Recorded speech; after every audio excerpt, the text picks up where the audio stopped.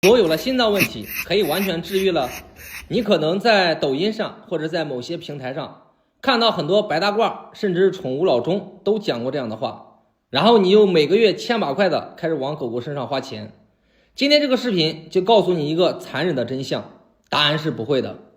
不仅是狗狗的心脏问题无法痊愈，就是家长们有了也是一样的。但是一直放任不管的话，还会发展为心衰、肺水肿、腹水，甚至还会出现突然的昏厥，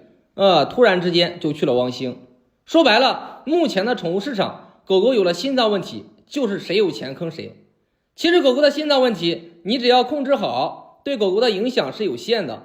活到18岁以上的比比皆是，主要是家长们被宠物院的白大褂吓怕了。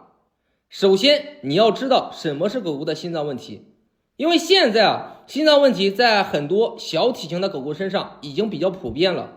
通常的表现为运动不耐受，激动起来跑起来就大喘气，不能太冷也不能太热，像喘起来伸着舌头，个别的晚上都要坐着或者是趴着无法睡觉，有的还会出现咔咔的咳，大部分的咳是伴随着喘的，也会出现运动咳、激动喘或者是激动咳，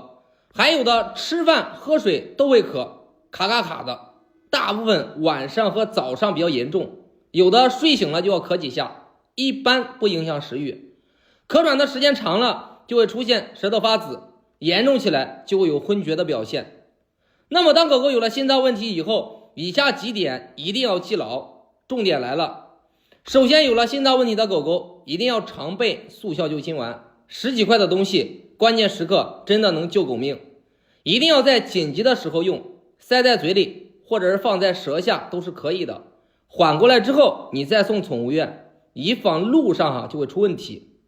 其次，匹诺本丹不要乱用，特别是 C7 以前的，因为你用上以后不容易停掉。有的狗狗8岁都不到，你算算你得跟它吃上多少年。大部分的狗狗吃上3年以后，各种指标都会出现问题。像刚发现的或者目前表现不明显的，还是以宠物老中为主像宠物院开的新泰勒，或者你找宠物老中开方，也都是不错的选择。缺点就是价格太贵了，一个月都要大几百甚至是上千。这也是我后来做橱窗里党参护心片的一个原因。配料比他们都要全面，我一瓶也做到了100片。你吃了后辅酶 KO10也不用再吃了，对狗狗也没有任何副作用。